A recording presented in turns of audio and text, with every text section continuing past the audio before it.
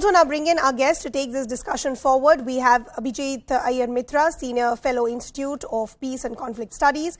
We have Arvind Kumar Jain, former DGP of Uttar Pradesh. We have Atikur Rahman, Islamic scholar. We also have Sushant Sareen, Senior Fellow, ORF and Strategic Affairs expert. Good to have all of you on the broadcast with us. Sushant, let me begin the conversation with you. When we saw the first set of raids, they were followed up by protests as far as Kerala were concerned. Then there was some sort of a warning as far as a revenge plot is concerned in terms of lone wolf attacks. Now we've seen the second set of raids also take place. Should we also now prepare ourselves possibly of some sort of, protest or a countermeasure by the PFI? Absolutely. Look, what you have to look at, the sense which comes out from all these raids is how much the PFI has metastasized over the years.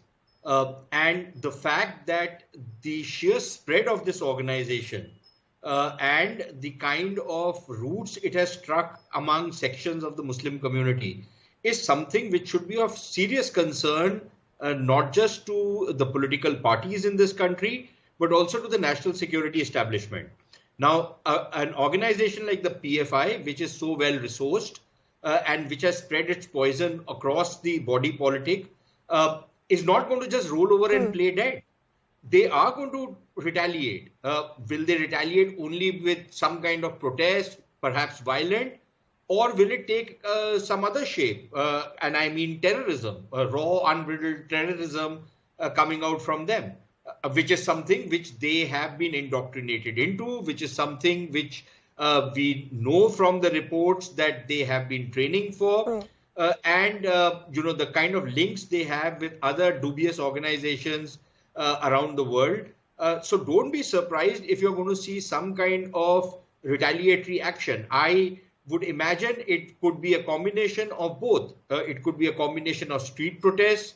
It could be a combination. It could be a mass mobilization of the sorts we saw during the CAA agitation. It could be simple targeted killings and targeted attacks, terrorist attacks. And these are not, please, for God's sake, don't call them lone wolf attacks. These are not lone wolf attacks. Lone wolf attack is a guy who's sitting in his room and who is self-indoctrinated and self-motivated and wants to go out and do something stupid. These are guys who have been trained, who are part of an organization, who will do what they will do as part of certain instructions which are given to them. That's not a lone wolf attack. So don't give them a kind of an alibi by calling it a lone wolf attack. Number one. Number two, please remember that these are guys who have been in touch with many of the terrorist organizations. So I think we need to be extremely careful on what kind of pushback is going to come from these fellows. Okay. Abhijit, taking on from what Sushant is saying, that if we need to prepare ourselves as far as a pushback is concerned, I just want to talk to you about, isn't this like a counterproductive measure? When violence is seen as a justification to these raids, isn't the PFI and the cadre on the ground proving the point as far as the investigative agencies are concerned? See, they've got enough people to justify everything that they do. Let me give you a simple example. A friend who does a podcast had called them terrorists, etc.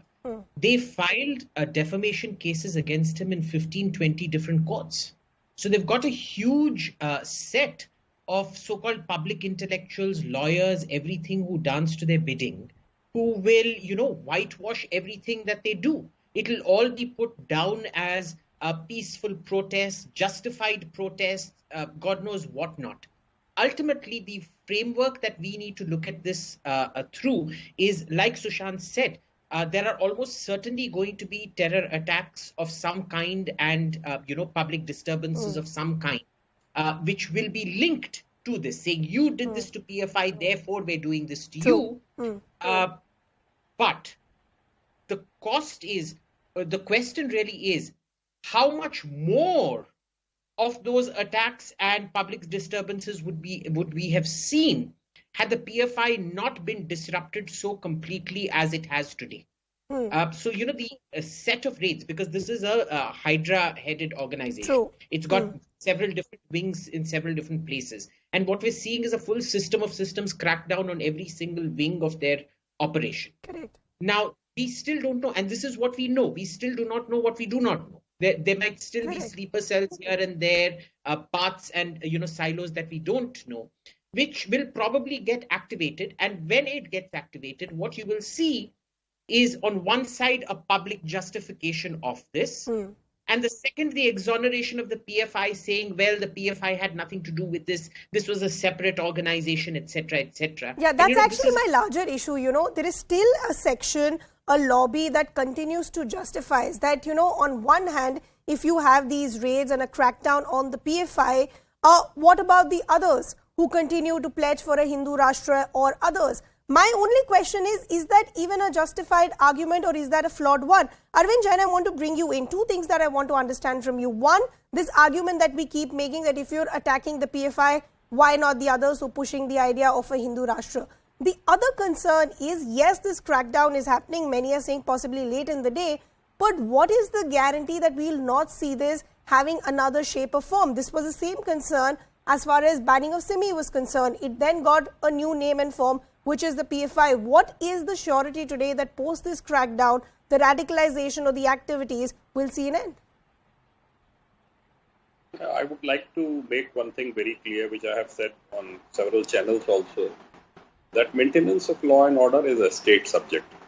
It is not even in concurrent list because the states have been opposing it. It is not at all in central list.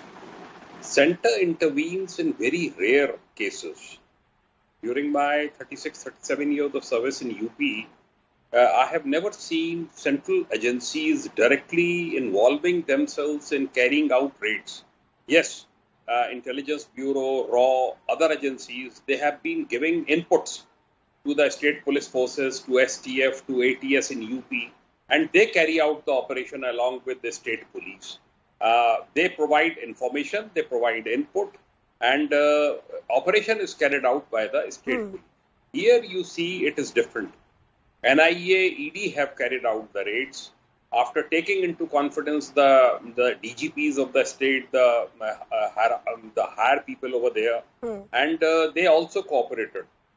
But you see, you must have seen that in non-BJP states, ruled states, CRP was there to protect the raiding parties. Yeah. So they were apprehensive that there might be attacks on the raiding parties. So there must have been some very serious type of input with the central agencies about some incident which was likely to take place or something which was in offing, and they had to nip it in the bud, and that's why they carried out these raids. And subsequent raids are naturally very obvious, and they will have to keep on the pressure. And let me tell you one thing: my hunch is that PFI will not retaliate just now. Okay. They will bite for the time, and they will retaliate in such a way so that that act is not associated with PFI. CA and RC protest in Lucknow, which had turned violent, very violent, at several districts in the state. Arvind Kumar is actually making a very crucial point that will we actually see the PFI cool down, or possibly will they use proxies? And this is interesting, sir, because today also the protest that we saw in Chennai, it was actually not the PFI and the STPI, but others that were actually helming this protest. Atikur